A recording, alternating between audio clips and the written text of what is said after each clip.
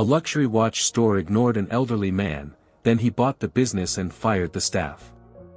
Enjoy this moment of inspiration as you read on. There he was, whispered Emma, stepping cautiously into the boutique. The watch store, Golden Hour, gleamed with elegance, a world apart from the quiet town of Aspen where he lived. His worn flannel jacket made him stand out among the sharply dressed crowd passing by. The bell above the shop's door chimed softly as Henry entered. The interior exuded opulence, sparkling glass cases, warm silver lighting, and staff in pristine uniforms behind the counters. But as Henry stepped inside, the atmosphere shifted. A few employees exchanged quick glances, one stifling a smirk. "Good afternoon," Henry greeted, his voice slightly weathered. "I'd like to see the watch in that case," he said, pointing to a sleek gold timepiece with a sapphire bezel. It was the gift he'd been saving for, meant for his grandson's milestone birthday. A woman in her 30s, Sophia, sized Henry up with a sharp, cold gaze. "Excuse me, which one are you talking about?" she asked. "The gold watch with the blue bezel in the far right corner," Henry replied, his eyes bright with purpose. Sophia's lips curled into a condescending smile. "Oh, that one. I don't think it's in your price range. It's quite expensive." Henry was taken aback by her bluntness but kept his composure. "I have the money. Can you show it to me, please?" Sophia subtly rolled her eyes and glanced at the manager, Mr. James, nearby. "Sir, this man wants to see the sapphire bezel watch in the corner," she said. James, in a tailored navy suit, approached with a frown, his demeanor dripping with disdain as he looked at Henry. "I'm sorry, that watch isn't available for purchase. You might want to look at other pieces more suited to your budget." "But I saw it in the display," Henry protested, his voice tinged with confusion. "It's just a showpiece, not for sale," James snapped, turning away to end the conversation. Henry stood silent for a moment, a pang tightening his chest. He glanced around, hoping another staff member might assist. An older employee, Margaret, briefly met his gaze but quickly shook her head and turned away. "What a nuisance," muttered a voice from a nearby counter. It was Daniel, another employee, speaking to Sophia. "Does he really think he can afford anything here? Look at that jacket, probably from a thrift shop." Sophia stifled a laugh, leaning in to whisper, "He probably can't even afford the box it comes in." Henry overheard every word, though they spoke softly. His face flushed with humiliation, but he swallowed his pride and approached another counter. "Excuse me," he addressed another employee, Thomas. Thomas didn't look up, focusing instead on polishing a glass case as if Henry weren't there. "I'd like to see ya." Henry began, opening his worn satchel to reveal an old envelope stuffed with cash he'd painstakingly saved over years. Thomas glanced at the envelope with disinterest and shrugged. "We don't have anything that cheap here. Try smaller shops down the street, they'd be more your speed." The words cut into Henry's dignity like a blade. He gripped the envelope tighter, staring at Thomas as if willing words to come, but none did. None of them cared about the truth, that every dollar in that envelope represented years of hard work and his dream of bringing joy to his beloved grandson. Henry turned toward the door, his steps heavy with helplessness. "Why do they treat me like this? Just because I'm not dressed fancy?" he wondered, his heart aching. Behind him, a faint chuckle echoed like a final jab as he exited. Henry stepped into the crisp Aspen air, clutching his old satchel tightly. He paused, the chilly wind tugging at his worn jacket. His eyes welled with tears, but he fought them back. "It's all right, I'll come back," he murmured to himself. But no matter how he tried, the sting of humiliation clung to him. Thinking of the joy on his grandson David's face upon receiving the gift made Henry realize he couldn't give up. Determined, he decided to return, this time with more resolve. He pushed the door open again. The bell chimed once more, but now the staff's expressions shifted from surprise to outright annoyance. Sophia, the young employee from before, turned to Daniel with a sneer and muttered just loud enough for Henry to hear, "He's back." "Unbelievable." Daniel nudged her, eyes fixed on Henry. "Let's see what he tries this time." Henry heard but ignored them, heading straight for the display case. He tried to appear calm, though the staff's scrutinizing stares made him feel like an outsider in this lavish world. "Excuse me, can you show me that watch?" Henry asked, his voice steadier, projecting confidence. Sophia didn't respond. She crossed her arms, her gaze cold and judgmental. "Which one?" "We have a lot of watches." "The gold one with the sapphire bezel," Henry insisted, pointing to the case. Sophia smirked and turned to Thomas. "Think he can actually afford it?" she asked, her tone dripping with mockery. Thomas glanced at Henry, his brows slightly raised. "Doubt it, but let's see." He moved to the case but didn't retrieve the watch Henry requested. Instead, he pulled out a plain silver watch without a bezel. "Here, want to see this one?" "It's much cheaper, more in your range," Thomas said, his half-smile laced with arrogance. Henry looked at the watch, his heart sinking with disappointment. "No, I don't want that one. I want the gold watch with the sapphire bezel in the display," he pressed. Sophia let out a mocking laugh, feigning surprise. "Oh, really? That watch is $15,000. Are you sure about that?" Henry didn't flinch. He pulled the old envelope from his satchel and held it out. "I have the money. You just need to show me the watch." Sophia blinked at the envelope, then burst into laughter. "Cash? You brought cash here? We only accept card payments or bank transfers. But money is money, isn't it? I've saved my whole life for this watch," Henry said, his voice starting to crack. Sophia crossed her arms and shrugged. "We can't accept large cash sums. And frankly, I don't think you're here to buy anything. Maybe you just came to browse." Henry stared at her, his eyes red and watery. "I'm not here to browse. I want to buy that watch. Please, show it to me." At that moment, James, the manager, stepped forward. He glanced at the envelope in Henry's hand and gave a slight, smug smile. "Sir, we can't sell you that watch. It's a special piece reserved for VIP clients only." Henry froze. "VIP clients? But it's in the display. Why can't I buy it?" James's smug smile widened. "Simply because you're not the right customer. We have other items that suit you better. Let me show you." Henry gripped the envelope tighter, anger rising in his chest. He felt pushed to the edge, treated as if he were worthless. Taking a deep breath, he tried to stay calm. "If you won't sell it, I'll go elsewhere." He turned and headed for the door without another word. As he passed, he clearly heard Sophia's voice behind him, "Who does he think he is? A poor old man waltzing in here pretending he can buy something. Ridiculous."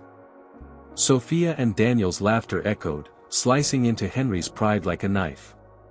He quickened his pace, not daring to look back, tears streaming down his face. Yet within him, a quiet fury began to simmer, like a small flame ready to ignite. Henry walked slowly along Aspen's bustling streets, his eyes filled with sorrow and his heart heavy.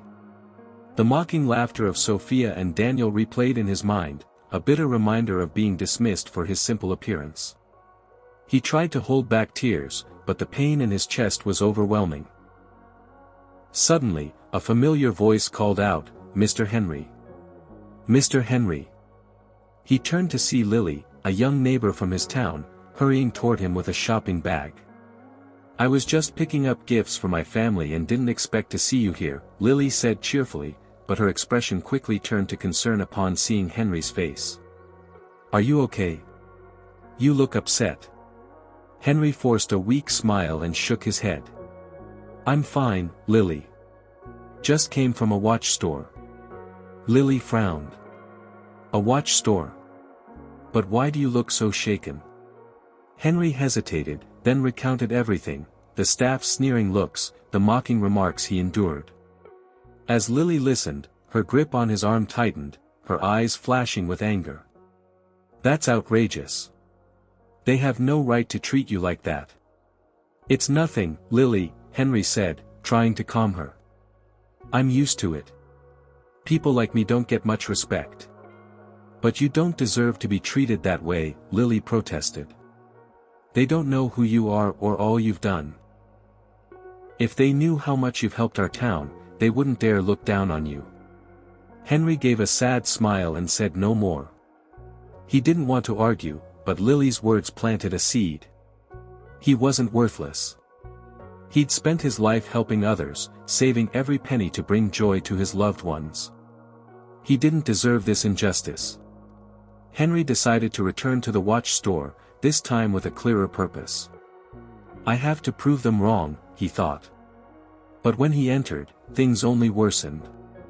As the bell chimed, James, the manager, looked at him and let out an audible sigh. "You're back. I thought I made myself clear. I'm not here to cause trouble. I just want to buy the watch I asked for," Henry said, trying to keep his voice steady.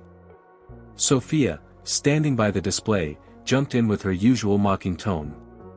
"Didn't you hear Mr. James? That watch isn't for you." "I have money," Henry insisted, holding up the envelope again. Thomas chuckled. "Your money probably wouldn't even cover the box it comes in." The laughter grew louder, from Sophia and Thomas. Other customers in the store began to notice the commotion. A well-dressed man, clearly a regular, approached with a curious expression. "What's going on?" he asked Sophia. She laughed, making no effort to hide her contempt. "Oh, nothing, just a poor old man thinking he can afford luxury watches." The man glanced at Henry with a scrutinizing look, then turned back to Sophia and laughed too. "That's rich." Henry felt his face burn with humiliation. He turned to James, trying one last time. "I just want to buy this gift for my grandson. Please, let me see the watch." James frowned, feigning consideration. Then he nodded. "Fine, if you insist. I'll let you see it. But I must warn you, we need to verify your financial capacity before you can buy anything." "Verify my financial capacity?" Henry asked, stunned. He'd never heard of such a thing. "Exactly. We can't waste our valuable time if a customer can't afford a purchase," James said, his tone dripping with disdain. "But I have enough money to buy it," Henry argued, clutching the envelope tightly. "Cash. That's inappropriate. Come back when you have a credit card or proper financial documents," James replied, his words extinguishing Henry's last flicker of hope. By now, other customers were whispering among themselves, their gazes filled with curiosity and scorn. A woman nearby chuckled. "This is hilarious. Does he think this is a flea market?" Henry could take no more. He felt like a spectacle, the butt of everyone's joke. Humiliation overwhelmed him, but he refused to let the tears fall. Standing tall, he gripped his satchel and strode out of the store, leaving the laughter and sneers behind. Outside, Henry stopped by a bench, his body trembling with anger and humiliation. "They don't even see me as a person," he thought, fury rising in his heart. Yet within that anger, a faint spark of hope emerged. He vowed not to let this injustice stand. Henry sat on the park bench near the watch store, his trembling hands clutching his satchel. The mocking laughter and disdainful looks haunted him, piercing his pride like needles. For the first time, he felt an almost unbearable humiliation. "Are you all right?" a deep, warm voice asked. Henry looked up to see an older, well-dressed man standing before him, holding a polished wooden cane, his face etched with concern. "I'm fine," Henry replied softly, trying to mask the storm of emotions within. "You don't look fine," the man said, sitting gently beside him. "I'm Mr. Edward. I often walk in this park. If you'd like, you can tell me what happened." Henry studied him for a moment, feeling a small relief at his genuine concern. He sighed and began to share his story. When he reached the part about the staff mocking him and refusing service, Edward's brow furrowed, his eyes flashing with indignation. "That's unacceptable!" Edward exclaimed, his voice filled with anger. "People like that think they can judge someone's worth by their appearance. It's shameful." Henry lowered his head, his voice trembling. "I just wanted to buy a meaningful gift for my grandson. I've saved my whole life for this. But they don't see me as a customer. They see a poor, unworthy old man who doesn't belong in their store." Edward was silent for a moment, deep in thought. Then he looked at Henry with resolve. "Mr. Henry, what you've described isn't just your story. It's a reflection of how society often works, judging people by looks. But I believe you shouldn't stay silent. They had no right to treat you that way." Henry nodded weakly, his mind still reeling. "I know, but who am I to change that? I'm just an ordinary old man from a small town. I have no power or money to fight them." Edward chuckled softly, his eyes gleaming with wisdom. "Sometimes, you don't need power or money. What you need is determination. If you'll allow me, I can help you find a way to make them reconsider their actions." The conversation with Edward was like a breath of fresh air for Henry. He no longer felt alone in his fight. After bidding Edward goodbye, he walked away with a strange mix of emotions, anger and resolve. "I can't let them keep disrespecting me like this," he thought. That evening, Henry sat at the small dining table in his modest home. On the table lay the envelope containing the money he'd saved over a lifetime. Each dollar was a testament to years of hard work, frugality, and helping neighbors. He took a sheet of paper and began writing. His words were earnest and direct, filled with emotion. The letter was addressed to a well-known lawyer in the area, someone Edward had recommended. Henry didn't reveal his full intentions, but he knew he needed help to prepare for something bigger. A week later, Henry received a response from the lawyer. Mr. Robert, a middle-aged man with a professional demeanor, arrived at his home with a briefcase. "Mr. Henry, I read your letter," Robert began, sitting at the table. "Your story surprised and impressed me. Are you seriously considering buying this watch store?" Henry nodded, his eyes gleaming with determination. "I can't accept being treated with such disrespect. I want them to understand that no one has the right to judge others based on appearance." Robert sat in thoughtful silence, then gave a slight smile. "You're a remarkably determined man. I'll help you. But first, we'll need to proceed discreetly. The store is owned by a corporation, but fortunately, they're looking to sell underperforming branches. I'll negotiate on your behalf." "Won't they find out who I am?" Henry asked nervously. "No, I'll ensure your identity remains confidential. I've handled this many times before. The key is to act quickly, as opportunities like this don't last long." Henry nodded, his heart torn between nervousness and resolve. He couldn't believe he'd come this far, but there was no turning back. "Do whatever's necessary," he said, his voice carrying a conviction that surprised even him. A week later, Henry received a call from Robert. "It's done, sir. As of today, you're the new owner of Golden Hour." Henry sat in stunned silence, unable to believe his ears. Then a faint smile spread across his face. "Thank you, Robert. But I don't want anyone to know." "Not yet. As you wish. We'll keep it confidential until you're ready," Robert replied. Henry hung up, a strange mix of satisfaction and anticipation filling his heart. He knew this was only the beginning. Henry set the phone down, his emotions swirling in an unfamiliar mix of fear and fiery determination. The disrespect shown by the staff at Golden Hour had awakened something deep within him, a fire that had smoldered quietly his entire life but never had the chance to blaze. Now, as the store's new owner, Henry knew exactly what he needed to do.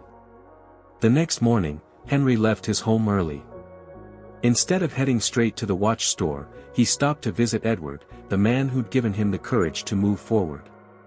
Edward welcomed him warmly and brewed a steaming cup of tea. "Mr. Henry, how are things progressing?"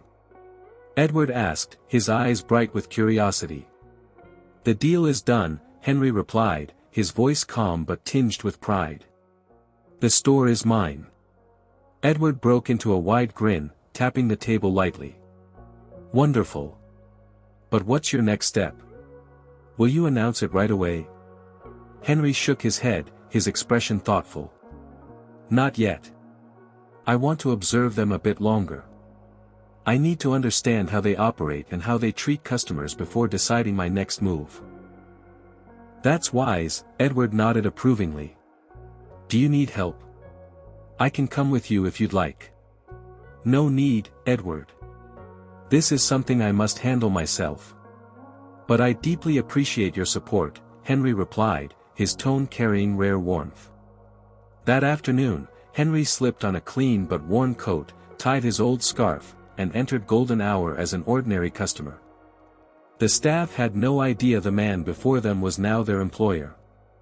"Him again," Sophia muttered loudly enough for Henry to hear. Henry said nothing, quietly observing how the staff treated other customers.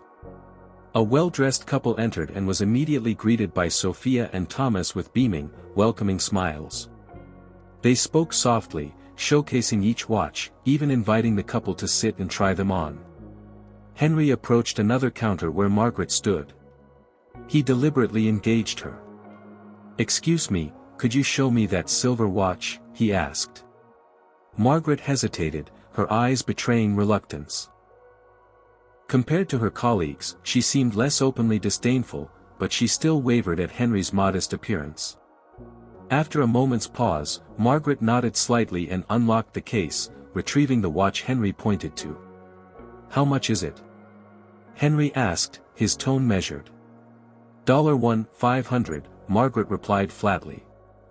"That's steep," Henry said deliberately, feigning hesitation. Sophia, assisting nearby customers, turned and smirked.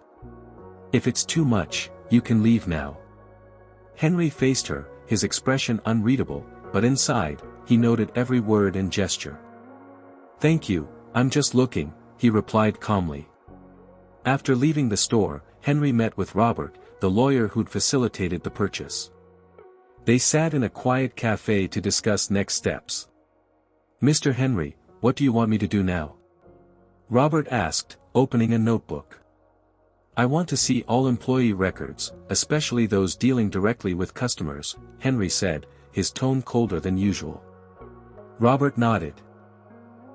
"I'll request them from the current management team. Are you planning to fire anyone immediately?" Henry shook his head. "Not yet. I want the full picture first. People like Sophia and Thomas. I need to know how many other customers they've hurt before me." Robert smiled, his eyes filled with respect. "You're very strategic, Mr. Henry. You're not just seeking revenge but real change." "Exactly," Henry replied, his gaze steady. "I'm not doing this just for me.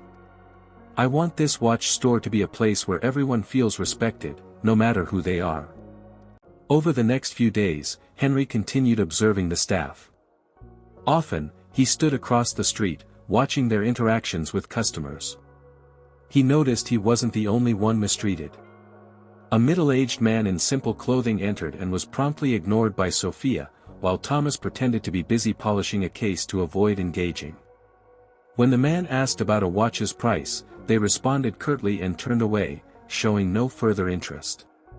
Henry's anger simmered, but he held back from acting immediately.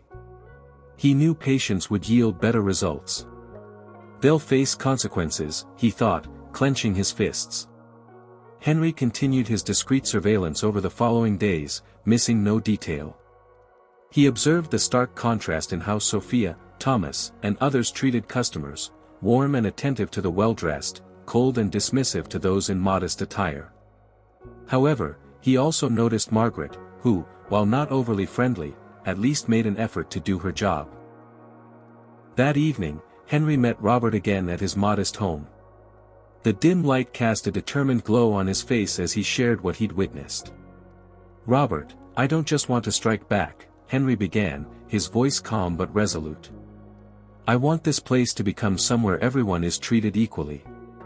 But first, those who disrespected me need to face the consequences of their actions." Robert nodded thoughtfully. "I understand. You want them to face repercussions for their behavior." "Exactly. I want them to realize arrogance and disrespect can ruin their careers. But first, I need to determine who's worth keeping and who doesn't deserve to stay," Henry explained. Robert paused, then jotted something in his notebook. "We can conduct an internal review. I'll create an anonymous survey for the staff to share their thoughts on how the store should be run. It'll help you see who truly values customers." "Great idea," Henry said, his eyes lighting up. "But we need something more direct. I want to observe them in real situations where they don't know they're being evaluated."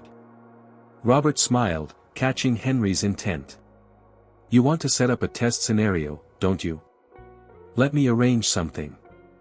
The next morning, Robert arrived at golden hour in modest attire, looking like an average middle-class man, far from his usual polished lawyer image. He played the role of an ordinary customer to gauge how the staff treated him. As he entered, the bell chimed as usual. Thomas, standing by a case, glanced at Robert and frowned. "Hello, what do you need?" he asked, his tone lacking enthusiasm. "I'd like to see the gold watch with the sapphire bezel in that case," Robert said, pointing to the corner display where Henry had first spotted the watch. Thomas eyed Robert up and down, then gave a smug smile. "That one's expensive." "You sure?" Robert feigned hesitation. "Well, I just want to take a look. Maybe it's in my budget." Thomas sighed, muttering under his breath, and reluctantly opened the case. He retrieved the watch but held it in his hand instead of offering it to Robert for closer inspection, speaking curtly. "This is $15,000. Got that kind of money?" "I can pay by card," Robert replied, keeping his cool. "Fine, but to save time, we'll need to verify your financial capacity first. You understand, right?" Thomas said with a cold, dismissive smile, clearly unwilling to assist. Sophia, standing nearby, watched the interaction and turned to Daniel, whispering, "This guy looks pathetic. Probably just another window shopper." Daniel chuckled. "What a waste of time." Robert remained calm, smiled politely, and left without another word. He reported back to Henry, detailing everything. "Exactly what I went through," Henry said, unable to hide his disappointment. "Precisely," Robert agreed. "But you know what? This makes excellent evidence. We need a few more scenarios to build a complete picture." The next day, Henry sent an old friend, Martha, to the store. Martha, a retired librarian, wore plain clothes and carried a worn handbag. She entered with a friendly smile and was met with cold stares. "Excuse me, I'd like to see some silver watches," she said, approaching Sophia. Sophia smirked and turned to Margaret. "Margaret, can you handle this? I'm busy." Then she walked away, clearly uninterested in spending time with Martha. Margaret nodded and stepped forward. Though her demeanor wasn't particularly warm, she helped Martha look at a few watches. "This one's $900, Margaret said, her tone neutral. Martha nodded and smiled gratefully. "Thank you, I'll think about it." But as Martha turned to leave, Sophia laughed loudly and said to Daniel, "She definitely can't afford anything. Just here to browse for fun." When Henry received reports from Robert and Martha, he knew he'd gathered enough evidence. He spent the evening reviewing Robert's detailed notes, reliving the sneers and dismissive attitudes through each word. Every line felt like fuel on the fire of his anger. "These people don't deserve to serve customers," Henry muttered, his hands trembling with rage. But he took a deep breath, forcing himself to stay calm. "This isn't just about me. I'm doing this for everyone who's been looked down on and treated unfairly." The next morning, the atmosphere at golden hour was as usual. Silver lights gleamed on polished watch cases, and the staff maintained their typical air of arrogance. Sophia flashed an insincere smile at a wealthy client, while Thomas busied himself wiping a case, occasionally casting judgmental glances at other customers. But everything changed when the door swung open, and the familiar bell chimed. Henry walked in, not with the timid posture and downcast eyes they were used to, but with a commanding presence. He wore a simple but neat suit, his old scarf replaced by a modest silk tie. His piercing gaze exuded authority, drawing every staff member's attention. Sophia, mid-conversation with a client, froze upon seeing Henry. Her brows shot up in surprise before she turned to Thomas and whispered, "It's him again. How's he back here?" Thomas shrugged, replying softly, "Maybe he still thinks he can buy something." Henry strode confidently to the center of the store, his shoes clicking firmly against the marble floor. He stopped at the main counter, his gaze sweeping over the staff. "Gather around, all of you," he said, his voice loud and clear. The employees exchanged confused glances. Sophia's irritation was clear. "We're busy serving clients." Henry didn't budge, his piercing eyes locked on her. "I said, gather around. Now." At that moment, James, the manager, emerged from the back office, holding a file.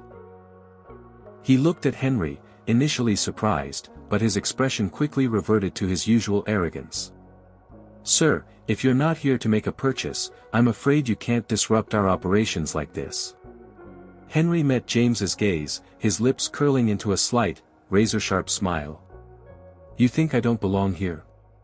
He reached into his satchel, pulled out a stack of documents, and slapped them on the counter. "I'm the new owner of this watch store." The store fell silent. Sophia, Thomas, and the others froze, their faces filled with disbelief.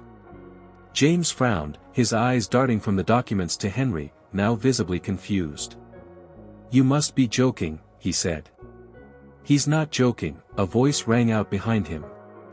Robert, the lawyer, entered with a calm demeanor, carrying another stack of documents. He placed them on the counter and continued, "This is proof of the acquisition. As of today, Mr. Henry Thompson is the sole owner of Golden Hour." James's face paled. Sophia's jaw dropped, and Thomas stepped back as if he couldn't believe his ears. "Impossible," Sophia stammered. "How could he?" "Silence," Henry said, his voice cold and commanding. "Now, I want you all to listen carefully to what I'm about to say." Henry stepped forward, his gaze sweeping every face.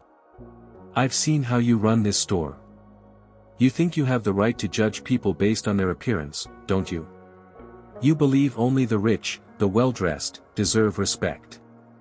Sophia stared at the floor, unable to respond.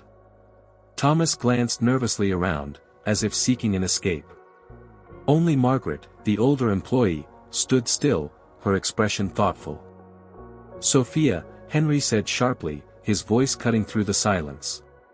"Did you think I wouldn't notice what you did? Mocking customers, refusing to serve them, even ridiculing them openly in this store. I saw everything."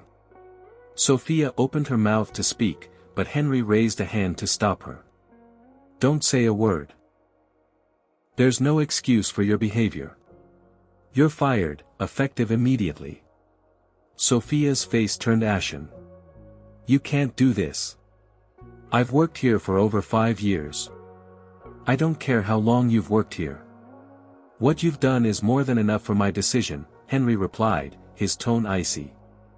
Henry turned to Thomas. "And you're no better. Ignoring customers, speaking rudely, showing no sense of responsibility for your job. You're fired too." Thomas's mouth hung open, but no words came out. He stood there, his face burning with shame. Finally, Henry fixed his gaze on James. "And you, the one supposed to set an example for the staff, you've been the worst. Not only did you ignore customer complaints, but you've also been skimming store profits. Have anything to say?" James tried to maintain composure, but his voice wavered. I was just doing what was needed to keep the store running. What you did wasn't running the store, it was ruining it. You're fired, effective immediately." After issuing the dismissals, Henry addressed the remaining staff. "I'm not here to destroy this store. I'm here to make it a place where everyone is treated with respect, no matter who they are, how they dress, or how much money they have. If any of you disagree with this vision, you're free to leave now." A heavy silence fell over the store.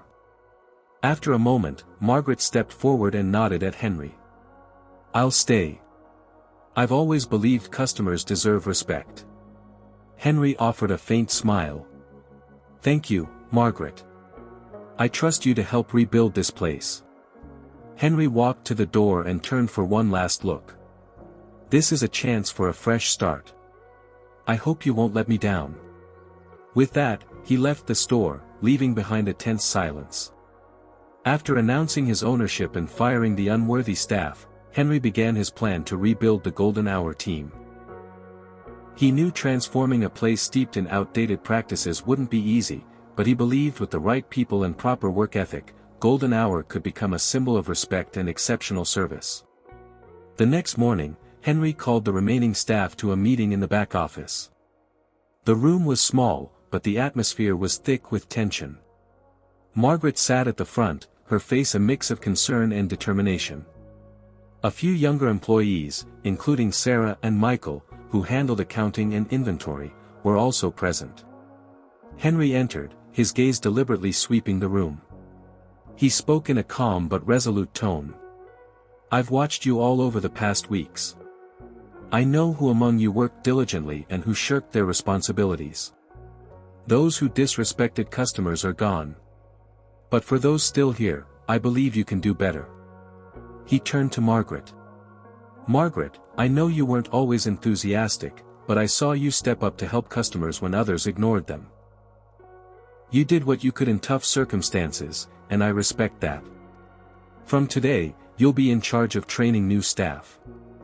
With your experience and patience, I trust you to teach them the right way." Margaret's eyes widened, visibly touched. "Thank you, Mr. Henry. I won't let you down." Henry then addressed Sarah, the young employee handling inventory. "Sarah, I know you don't often interact with customers, but your records are always clear and accurate. I need someone with your attention to detail to oversee inventory management. That's your role now." Sarah blushed, clearly caught off guard. "Thank you. I'll do my best." Turning to Michael, who also worked in inventory, Henry said, "Michael, I want you to take charge of overall store operations.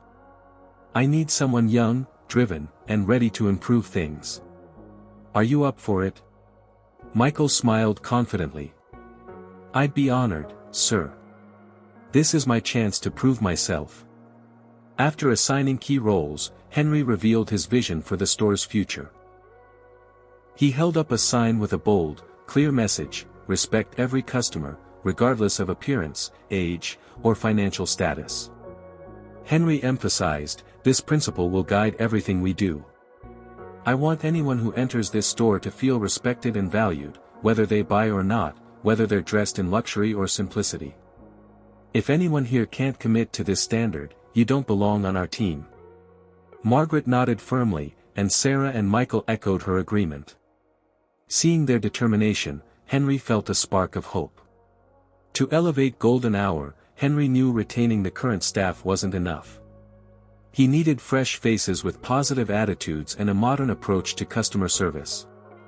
He tasked Michael with posting job openings on various online platforms and at customer service training schools in Aspen. Soon, dozens of applications poured in. Henry personally reviewed each one, seeking energetic candidates with strong communication skills and a passion for serving others. Interviews took place in the small office behind the store. Henry, joined by Margaret and Michael, personally questioned candidates. One of the first to impress was Lucas, a young man who'd previously worked at a luxury boutique.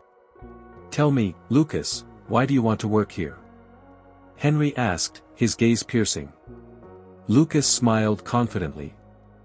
I believe every customer deserves respect. In my last job, I learned to listen to clients' needs and respond with care. I want to bring that here. Henry nodded approvingly. Good. I'll consider it. Another standout was Olivia, a young woman with a warm smile and bright eyes.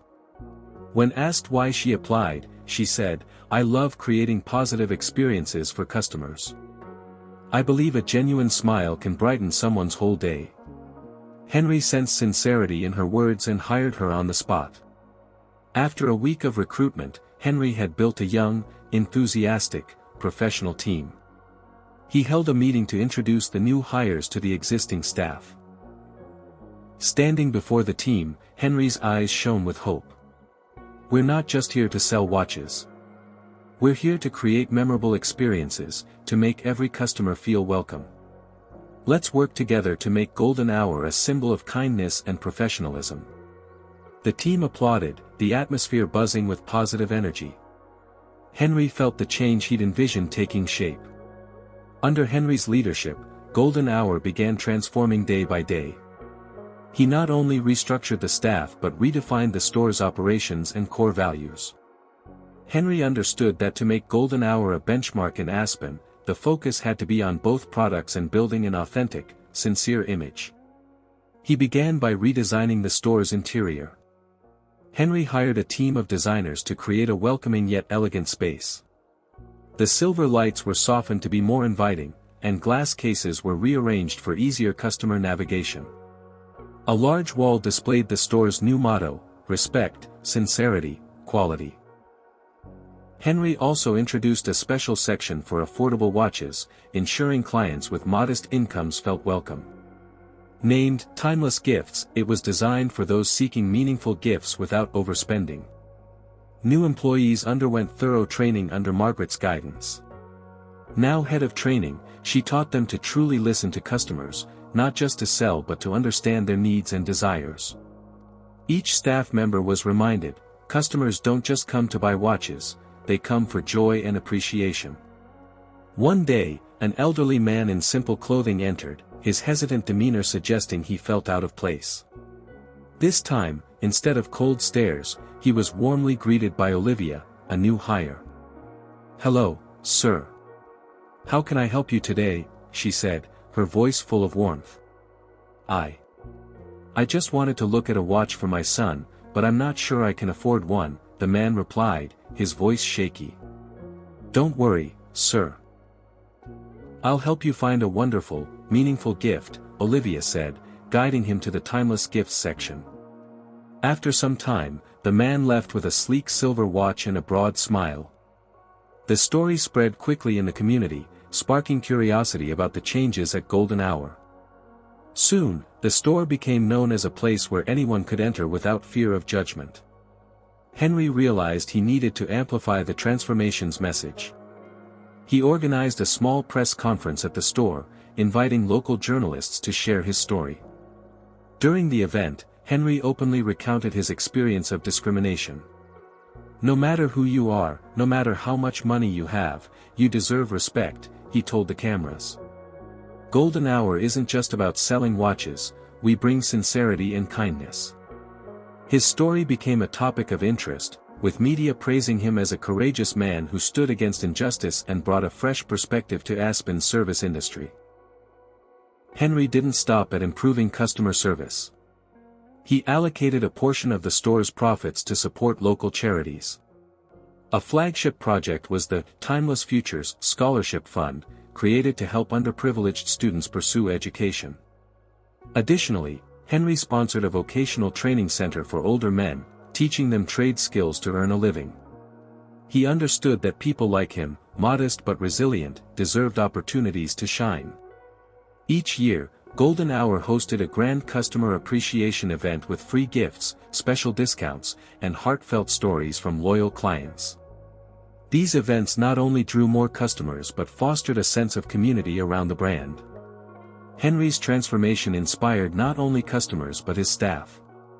Margaret, once rigid and unenthusiastic, became a dedicated mentor. Olivia, with her ever-present smile, became the most beloved staff member.